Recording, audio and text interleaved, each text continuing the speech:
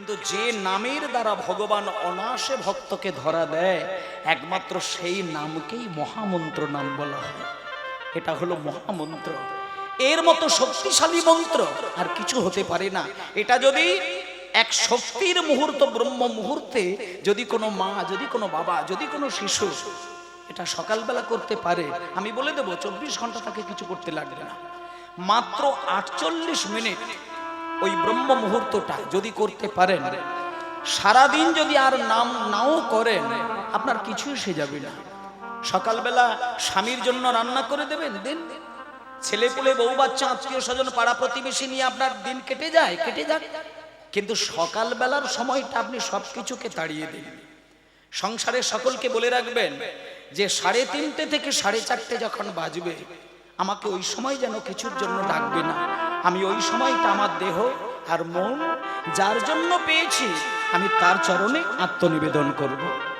দেখো, তোমাকে হাতের পুতুলের মতন করে তালুতে রেখে চোখটাকে সুন্দর করে তৈরি করে দিয়েছেন, নাক তৈরি করে দিয়েছেন, দেহটাকে তৈরি করে দিয়েছেন, শক্তি দিয়েছেন যিনি, তার জন্য সারাদিনে একটাবার তো নিবেদন করতে হবেই। আজকে এই নামের দ্বারা আজকে সকালটা শুরু হয়েছে।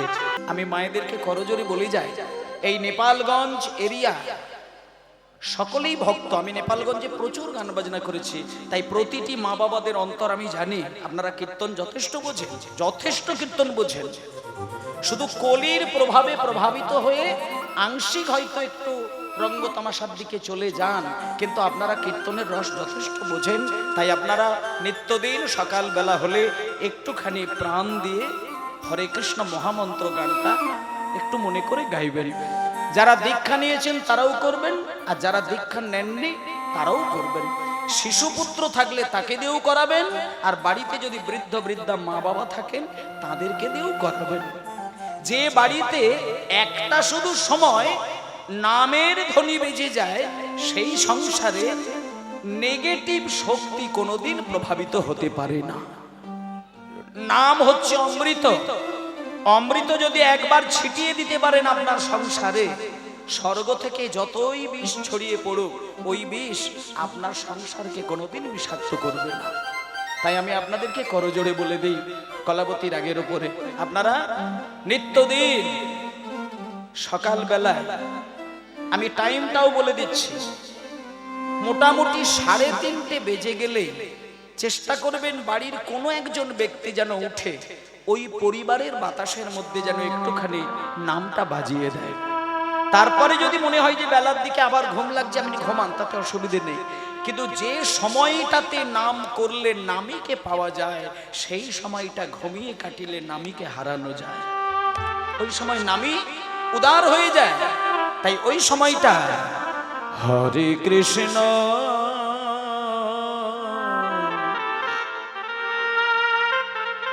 হরে কৃষ্ণ কৃষ্ণ কৃষ্ণ হরে হরে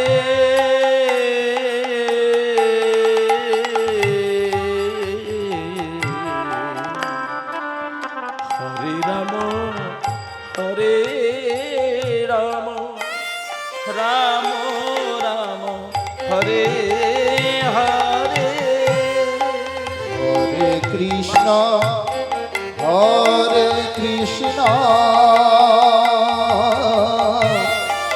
কৃষ্ণ কৃষ্ণ নিতাই গৌর হরি হরে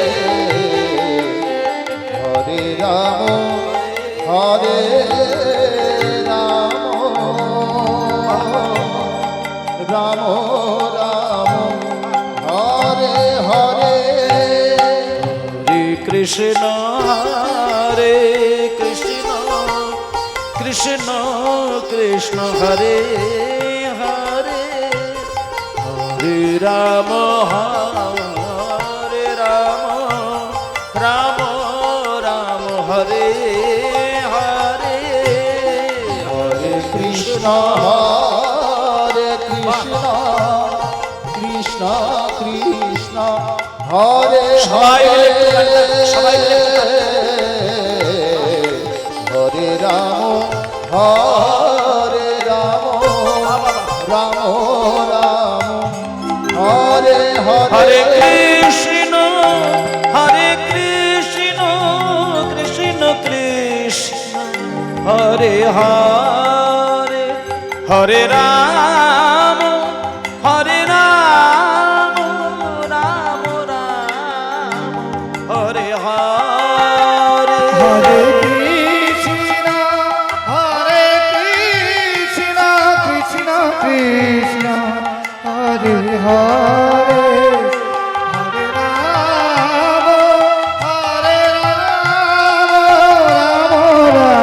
হরে হরে হরে কৃষ্ণ কৃষ্ণ কৃষ্ণ হরে হরে হরে রাম রাম রাম হরে হরে হরে কৃষ্ণ কৃষ্ণ কৃষ্ণ হরে হরে হরে রাম রাম রাম হরে হরে কৃষ্ণ কৃষ্ণ কৃষ্ণ হরে হরে হরে রাম হরে রাম রাম রাম হরে হরে। এই গানের বাইরে কোনো গান বাজনা থাকতে পারে না। এই গান হচ্ছে শ্রেষ্ঠ সঙ্গীত। সনাতনী মানুষের কাছে এর ওপরে কোনো মন্ত্র আছে বলে আমি জানি না, এবং নেই বলেই এই মন্ত্রটির নাম দিয়েছেন মহা। সেই জন্য আজকের সূচনাটা, আমি কীর্তনের শুরুটা যেটা বলতে চাইছিলাম, যে প্রতিটি মানুষের কাছে একটা ভাবনা থাকা উচিত, বছর বছর কীর্তন গান কারোর না কারোর মাধ্যম দিয়ে এই বোধক পাড়ায় হবে, কেউ না কেউ কীর্তন করবে, সে নিয়ে চিন্তা নেই। আজকে মুকুন্দ বাবুর দল রয়েছেন, কালকে হয়তো নির্মলেন্দু বাবুর দল আসবেন, হ্যাঁ, তারপরে অমলেন্দু বাবু আসবেন, তারপরে কমলেন্দু বাবু আসবেন, মোটামুটি বাবু থাকবে। কিন্তু কীর্তন যার হোক না যার হোক দ্বারা হবে, কিন্তু শুধু আসা যাওয়ার পালাটা শুধু দেখে যাবে। গত বছরে কীর্তন এই বোধক পাড়াই হয়েছিল, আর আজকে হচ্ছে মাঝখানে মাত্র 365 দিন পার হয়েছে, বেশি দিন নয়, মানে একটা বছর। কিন্তু খোঁজ নিয়ে দেখুন, এই পাড়ার মধ্যেই খোঁজ নিয়ে দেখে নেন, এই এক বছরের মধ্যে বেশ কয়েকজনের নাম পেয়ে গেলেও যেতে পারেন, যারা গত বছর এই মাটিতে বসেছিলেন, হরিনাম শুনেছিলেন, কত কথা বলেছিলেন, আজকে কিন্তু তিনি আর আমাদের মধ্যে নেই, তিনি গোবিন্দ চরণে চলে গেছেন। তাহলে আজকে আমি রয়েছি, আমার সম্প্রদায়গণ রয়েছেন, আপনারা রয়েছেন, আবার এক বছর পরে হরিনাম হবে। ঠিক এই পরিবেশে যারা আছেন, এদের মধ্যে কার নামটা যে ধরে ভগবান ডাকবে কেউ বলতে পারবে কি? কোনোদিন সম্ভব নয়, কারণ এই দেহটা দুর্লভ।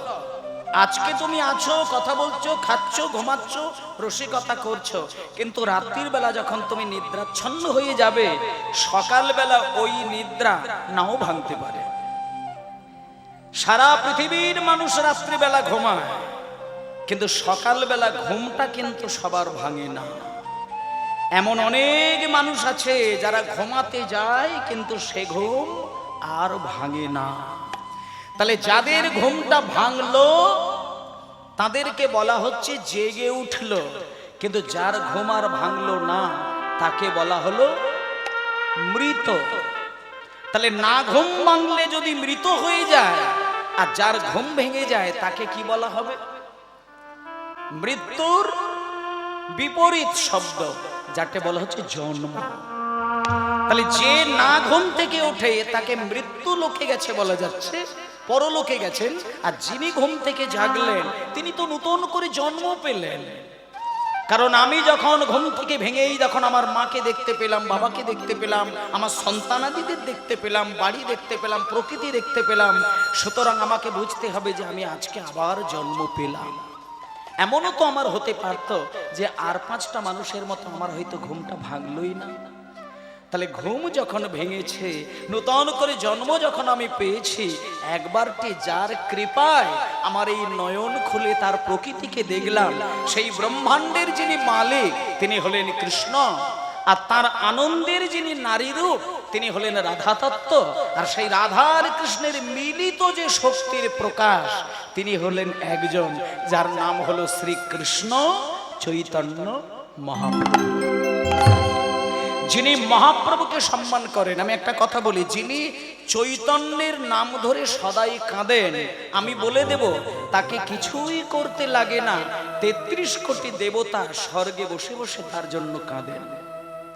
নিমাই এমন একজন ব্যক্তি ছিলেন কলির মানুষের কাছে, যার চরণ ধরে কাঁদলে পরে কৃষ্ণ বলতে লাগবে না, যার চরণ ধরে কাঁদলে পরে হা রাধে বলার প্রয়োজন হবে না, যার চরণ ধরে কাঁদলে পরে 33 কোটি দেবতাকে ডাকতে হবে না, কারণ ওই গৌরাঙ্গের হৃদয়ের মধ্যে 33 কোটি দেবতা বর্তমান। যাকে লক্ষ্মী দেবতা বলে ডাকেন, যার কৃপায় ধন সম্পত্তি আসেন, সেই মা লক্ষ্মী গৌরাঙ্গের চরণ সেবা করেন। যিনি বিদ্যার দেবী, যিনি বুদ্ধির দেবী, সরস্বতী দেবী, তিনি গৌরাঙ্গের চরণ সেবা করেন। তাহলে গৌরকে কোথায় রাখবেন? যিনি সরস্বতী তিনি গৌরাঙ্গের চরণ সেবা করেন, যিনি লক্ষ্মী দেবী তিনি গৌরের চরণ সেবা করেন। তাহলে আপনি গৌরকে চিনতে পারলেন?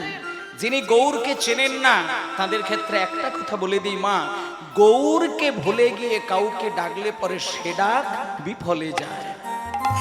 বাড়িতে কালী ঠাকুর রেখেছেন, রেখে দিন, কিন্তু পাশে নিতাই গৌরের ছবিটা রাখবেন। দুর্গা ঠাকুর পুজো করেন, রেখে দিন, কিন্তু নিতাই গৌরের ছবিটা রাখবেন। আপনি রাধাকৃষ্ণের মূর্তি তৈরি করেছেন, খুব ভালো জিনিস, কিন্তু নিতাই গৌরকে বাদ রেখে করবেন না। নিতাই যদি না আসতো, গৌর যদি না আসতো, কলির মানুষ হা কৃষ্ণ বলার ক্ষমতাটা পেত না।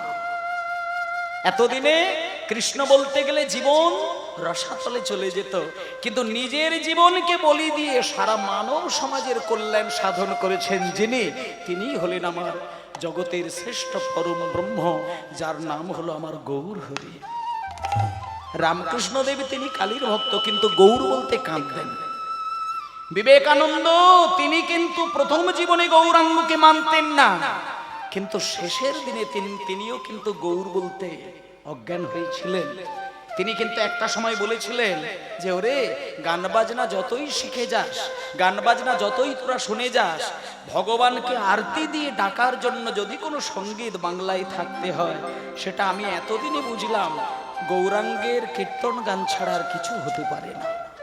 তাহলে দেখলেন গৌরাঙ্গকে সকলেই চেনেন, কিন্তু আমরা গৌরকে চিনি না বলে গৌরের সৃষ্টি কীর্তন গানকে বিকৃত করে তার সেই রসটাকে নিয়ে আমরা নিজেদেরকে আনন্দ করছি।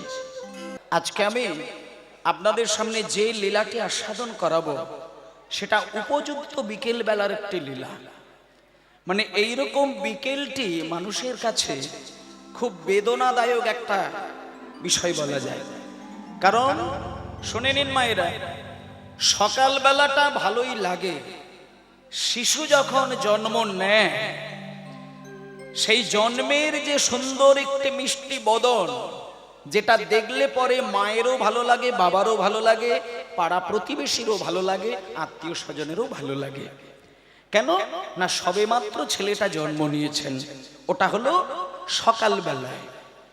আর ওই ছেলেটা যখন শিশু থেকে ধীরে ধীরে যৌবন বয়সে পা দিল, তখন হলো তার জীবনের মধ্যাহ্নকাল। আর মধ্যাহ্নকালে আলোর প্রভাবটা এত বেশি ছড়িয়ে যায় যে আলোটা চারিদিকে ছুটে যাওয়ার জন্য সমস্ত জিনিসকে দেখতে পাই বলে তখন ওই আলোটাকে কাজে লাগিয়ে সমস্ত জিনিসকে নিজের করে পাওয়ার একটা বাসনা তৈরি হয়। সেটা দুপুরের প্রভাব। তত্ত্বের দিকে বলছে যৌবন বয়সে তোমার শরীর, মন, মস্তিষ্ক, চিন্তা বহুদিকে ছুটে বেড়ায়, আর সবকিছুকে তুমি নিজের করে পাওয়ার বাসনা তৈরি করো বলে তোমার ওই যৌবন বয়সটা চাওয়া পাওয়া নিয়ে সময় কেটে যায়, কিন্তু সেটা ভগবানের সেবার কাজে কিন্তু লাগানো হয় না। সেটা হলো দুপুরবেলা। এইবার যখন বিকেল গড়িয়ে যায় শুনে নেন, বিকেল বেলা যখন ধীরে ধীরে সূর্যের আলোর ক্ষমতাটা কমে যায়,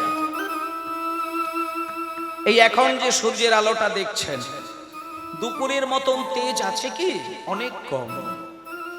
আরো যদি ঘন্টা 2 কেটে যায় আরো আলোটা কমে যাবে, আরো যখন সময় কেটে যাবে কমতে কমতে কমতে কমতে আলোটা এতটাই অল্প হয়ে যাবে যে তখন অন্ধকারটা আমার জীবনে ধরা দেবে, আলোর অস্তিত্ব থাকবে না।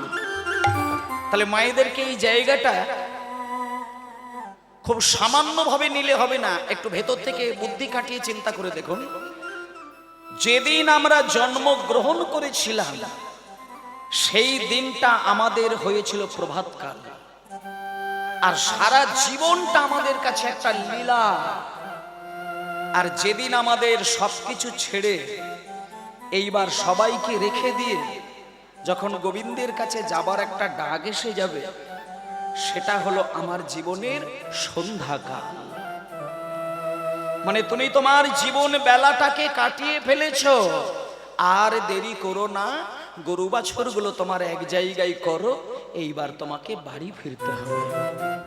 কৃষ্ণ যেমন 9 লক্ষ ধেনু নিয়ে মাঠে যায়, তত্ত্বের দিকে বলছে তোমার দেহের মধ্যে 9 লক্ষ ধেনু আছে, সেটা হলো 9টা দ্বার।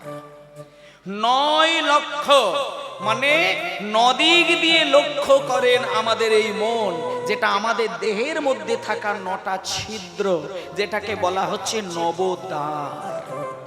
সেই নবদ্বার কি? 2টো কানের ছিদ্র, 2টি নাকের ছিদ্র, 2টো চোখের ছিদ্র, মুখ, পায়ু, উপস্থ। এই 9টা দ্বার দিয়ে কিন্তু আমাদের মন হচ্ছে নিজে সুখ ভোগ করে। দাঁড়াও, হালকা ভাবে চিন্তা করার কীর্তন নয়, খুব গভীরে নিজেকে ডুব দিতে হবে।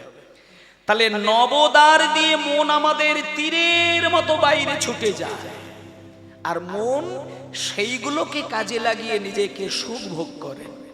চোখ যা কিছু দেখেছে মন সেটা চেয়েছে, চোখের দ্বারা সুখ পেয়েছেন। স্পর্শ যেটাকে চেয়ে সুখ ভোগ করেছেন, তার স্পর্শটাকে সে অনুভব করেছেন। কান যেটা শুনে নিজেকে সুখ বোধ করেছেন, সেটা শুনেই সে সুখ পেয়েছেন। আর জিভেতে যেটা বলতে গিয়ে নিজেকে সুখ বোধ করেছেন, সে যা তা বলে গেছেন।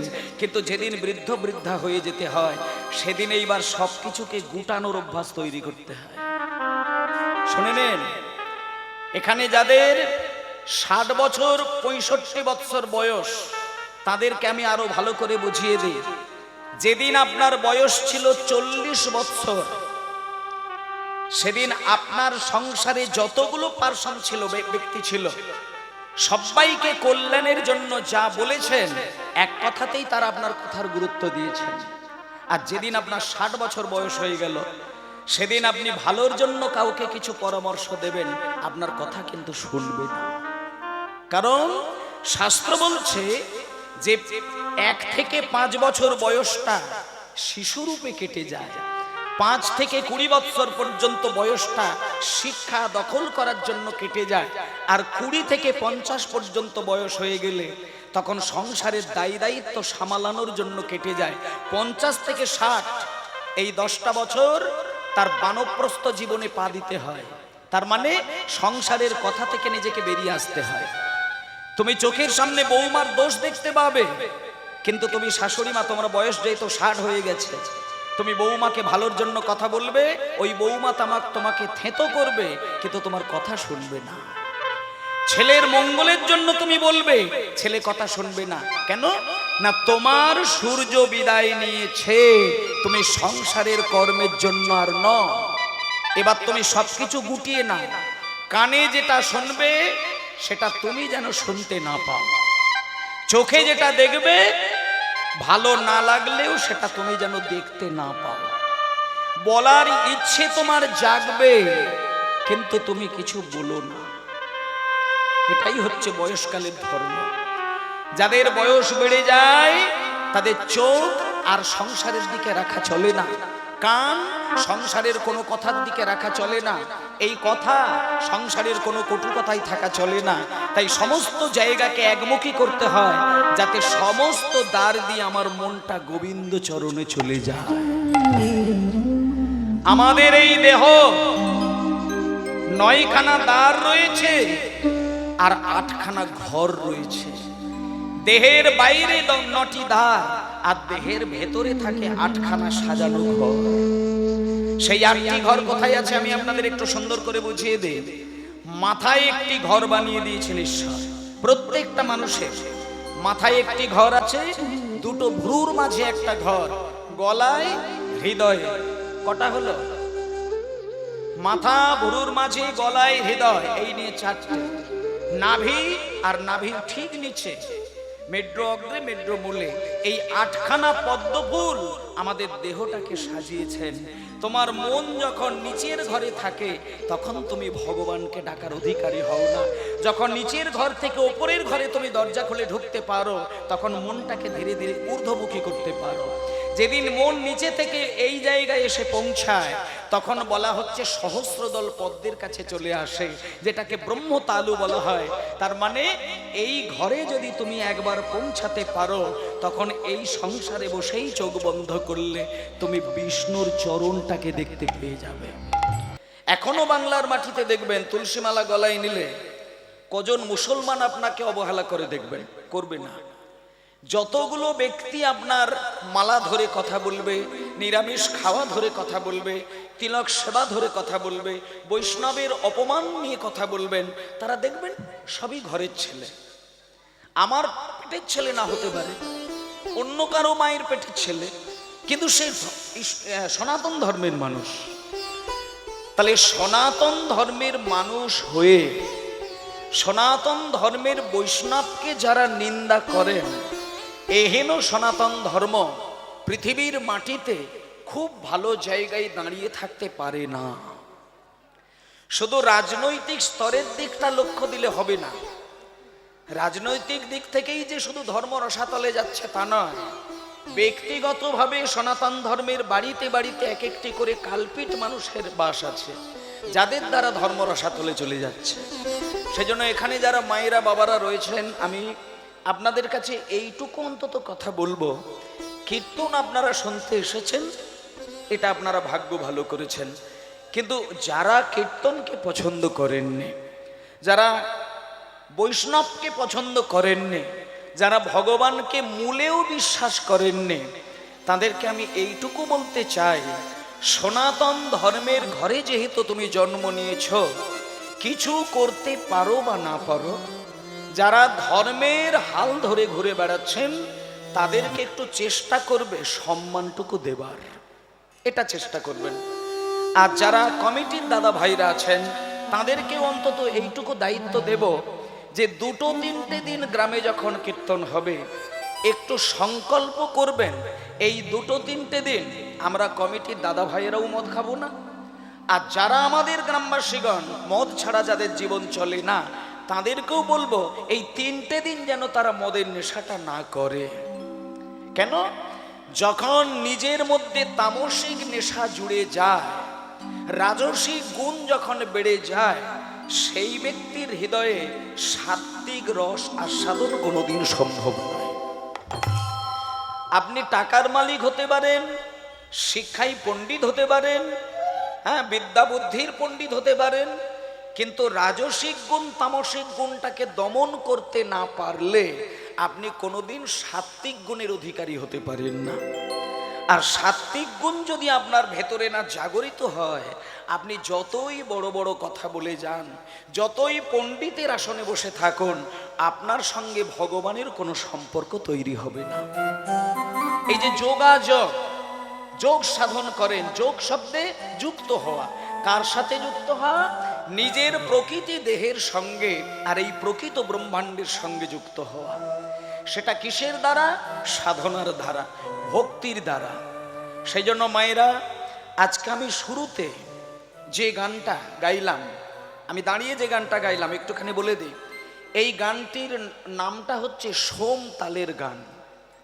অনেকেই আপনারা এগুলো হয়তো শুনেছেন, কিন্তু গান সম্পর্কে ধারণা ততটা নেই। এটা হচ্ছে সোম গান, যার মাত্রা সংখ্যা হচ্ছে 28 এবং 8-8 4-8 ছন্দে গানটি গাওয়া হয়, বিলম্ব ছন্দে গাওয়া হয়। আমি খুব সংক্ষিপ্ত আকারে গানটা আপনাদের কাছে গাইলাম। এই গানগুলো এখন মানুষ আর শুনতে চায় না, বুঝতেও চায় না। আমি আপনাদেরকে করজোরে বিনয় করে বলি, এই বড় বড় তালের গান বাজনাগুলো যদি শোনার মতন মন তৈরি করেন, তাহলে আপনার মনটা ধীরে ধীরে বিকশিত হবে। শুধু ভালো ভালো খাবার খেলে দেহ বিকাশ ঘটায়, মানে মোটা হয়ে যায়, কিন্তু মন কিন্তু ছোট হয়ে যায়। হ্যাঁ, মনকে যদি বিরাট একটি রূপে রূপান্তরিত করতে হয়, তাহলে বড় বড় জিনিসের প্রতি আকর্ষণটা বাড়াতে হবে। শুধু ধেই ধেই করে কোমর একবার উত্তর দিকে যাবে আর একবার দক্ষিণ দিকে যাবে, এই কোমর দোলানো গান বাজনা দেখে আনন্দ করে ঘরে গিয়ে বলবো আজকে কীর্তনীয় আসর জমিয়ে দিল, সারাক্ষণ ধরে নাচাকুদো করলো, ওগুলো কিন্তু কীর্তনের অঙ্গ নয়। যদি কেউ মনে হয় যে কীর্তন আসরে গান শুনতে আসা মানে কীর্তনীয় নাচ দেখাটা তার কাছে প্রাধান্য, আমি তাকে বলবো কীর্তন আসরে আসার তার দরকার নেই। যেখানে সিরিয়ালদের নায়িকাদেরকে ডেকে ড্যান্স করানো হয়, আমার মনে হয় সেইখানে তার যোগদান করা উচিত। আর হরিবাসরে বসলে নিজের মন মস্তিষ্ককে এই সংবাদ দিতে হয় যে ওরে মন, কীর্তন আসরে বসেছিস যখন, তুই নাচ গানের দিকটা লক্ষ্য করবি না। আমি মনকে এটাই বলবো, যখন আমি হরিনাম শুনবো 3টে ঘন্টা, সেই 3টে ঘন্টার মধ্য দিয়ে যেন আমার এই এত সুন্দর মনটা একটুখানি গোবিন্দ চরণে নিবেদন করতে পারে। আর গোবিন্দ চরণে মন নিবেদন করতে গেলে ওই ধেই ধেই ধেই ধেই করে তিড়িং তিড়িং করে নাচ, ওখানে কোনোদিন ভজনের স্থিরতা থাকে না। যেখানে দেহ তিরিক তিরিক করে দুলে যায়, সেখানে ভজন কোনোদিন স্থির হয় না। ওটাকে বলে রাজসিক, ওটা হলো তামসিক। ওখানে স্থির মস্তিষ্ক মন দাঁড়ায় না। তাই ওই জায়গায় আনন্দ থাকে, কিন্তু পরমানন্দ থাকে না। আর ওই পরমানন্দকে কাছে পেতে গেলে একটু নিজের মনকে বাড়াতে হবে, চিন্তাটাকে বাড়াতে হবে। নিম্ন চিন্তার স্তর থেকে নিজেকে ওপরের দিকে উঠে উন্নত মানের চিন্তা করার অধিকারী হতে হবে। এটা যেদিন হবেন, আমি মায়েদেরকে বলে দিচ্ছি, আপনারা কীর্তনের কি বুঝলেন না বুঝলেন জানি না, কিন্তু যেদিনকে আপনার চিন্তাটা নিম্ন থেকে উচ্চ স্তরে যাবে, সেদিন দেখবেন হরি কথা শুনলে পরেই নয়ন থেকে অশ্রু বিগলিত হবে। এমন অনেক মানুষ আছে দেখবেন, যারা মন্ত্র জানে না, শাস্ত্র জানে না, কীর্তন শোনে না, কিছুই বোঝেন না, কিন্তু ভগবানের কাছে আরতি করতে গেলেই হৃদয়টা দুলে যায়, নয়নটা ভিজে যায়। এগুলো কেন হয়? এইগুলোর উপরে গুরুত্ব যেদিন আপনি দেবেন, সেদিন আপনার ভগবানের সঙ্গে মিলন হবে। আরে বাবা, রক্ত মাংস হাড়ের এই 3টের মিশ্রণে হচ্ছে আমাদের এই মূর্তি। যেমন ঠাকুর তৈরি করতে গেলে কয়েক গন্ডা বাঁশের টুকরো থাকে, কিছু খড় থাকে, আর কিছু মাটি থাকে। তেমন আমাদের দেহটাও সেই রকম, হাড় থাকে, মাংস থাকে, আর কি রক্ত থাকে। তাহলে রক্ত মাংস হাড়ের এই যে আমাদের মূর্তিটা, এ তো অস্থায়ী জিনিস, আজকে আছে কালকে থাকবে, এটা বলা যাবে না। তাহলে এই দেহের মধ্যে আর একটা মূর্তি তৈরি করতে হবে, যেটাকে বলা হচ্ছে সূক্ষ্ম দেহের মূর্তি। এটা হচ্ছে স্থূল দেহ, আর এর ভেতরে থাকবে সূক্ষ্ম দেহ। আর সেই সূক্ষ্ম দেহকে যদি জাগরিত করতে হয়, তাহলে নিজ দায়িত্বে ভজনের পথে দাঁড়িয়ে নিজের মনকে বলতে হবে, নামের মালা গলায় ধরি নামকে সার করেছি, নামে প্রেমে উদ্ধারিতে। একটুখানি বেশটা মাইক বাবা, বেশটা দিয়ে দিলে ভালো হয় একটুখানি। বেশ, নামে প্রেমে উদ্ধারিতে গৌরাঙ্গ চরণ ধরেছি। হরি হরি বল, হরি হরি বল। গলায় ধরে নামকে সার করেছি, নামে প্রেমে উদ্ধারিতে গৌরাঙ্গ চরণ ধরেছি। নামের মালা গলায় ধরে নামকে সার করেছে, নামে প্রেমে উদ্ধারিতে গৌরাঙ্গ চরণ ধরেছে। নামের মালা গলায় ধরে নামকে সার করেছি, নামে প্রেমে উদ্ধারিতে গৌরাঙ্গ চরণ ধরেছি। মন্ত্রতন্ত্র জানি না কিছুই, তুমি আছো আমি জানি এটুকু। মন্ত্রতন্ত্র জানি না কিছুই, তুমি আছো শুধু জানি এটুকু। মন্ত্রতন্ত্র জানি না কিছুই, তুমি আছো আমি জানি এটুকু। তন্ত্র জানি না কিছু, তুমি আছো শুধু জানি এইটুকু। নয়ন মুদে তোমায় দেখব বলে গৌরাঙ্গ চরণ ধরেছে। নামের মালা গলায় ধরে নামকে সার করেছি, নামে প্রেমে উদ্ধারিতে গৌরাঙ্গ চরণ ধরেছি। নামের মালা তাই গৌরী প্রমাণে হরিব। নামকে সার করেছি, নামে প্রেমে উদ্ধারিতে গৌরাঙ্গ চরণ ধরেছি। বাহ, সেই জন্য মানে আপনাকে যে মন্ত্র শিখতে হবে, দীক্ষা নিতে হবে, এগুলো তো মানে এক কথায় বলা যায় অনেকটা পরের বিষয়। আপনি গুরু দীক্ষা নিলেন কি না, নিরামিষ খাওয়াটা শুরু করেছেন কি না, এগুলোর বিচার হবে অনেক পরে। তার আগে বাইরের দিকটা লক্ষ্য না করে ভেতরের দিকটা লক্ষ্য করতে হবে। মানুষ ঈশ্বরকে লাভ করে বাইরে থেকে নয়, ভেতর থেকে লাভ করে। তাই মানুষের সব থেকে দায়িত্ব থাকবে ভেতরের ময়লাটিকে দূর করা, বাইরের ময়লা নয়। দেহের মধ্যে যদি কাদা ঠিকরে থাকে, ময়লা লেপে থাকে, ওটা তো বাইরে সাবান সোডা দিয়ে পরিষ্কার করা যায়।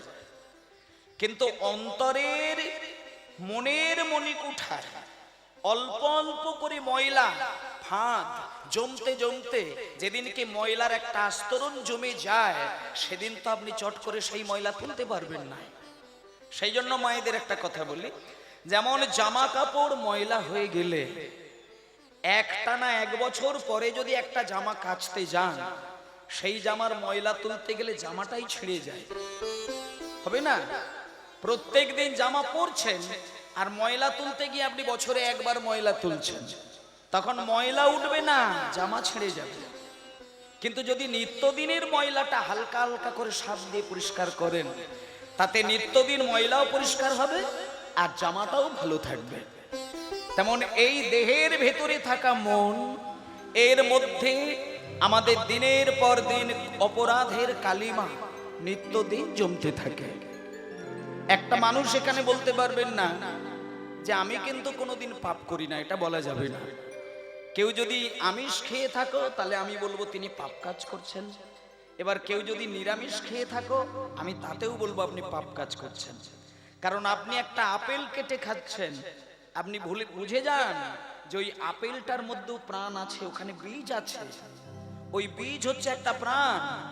তুমি যদি ওটা না গাছ থেকে পেড়ে খেতে, তাহলে ওই আপেল সেই গাছ সময় মতো মাটিতে ফেলে দিত, তখন ওই আপেল থেকে 4টে যে দানা, সেখান থেকে আবার প্রাণ তৈরি হতো।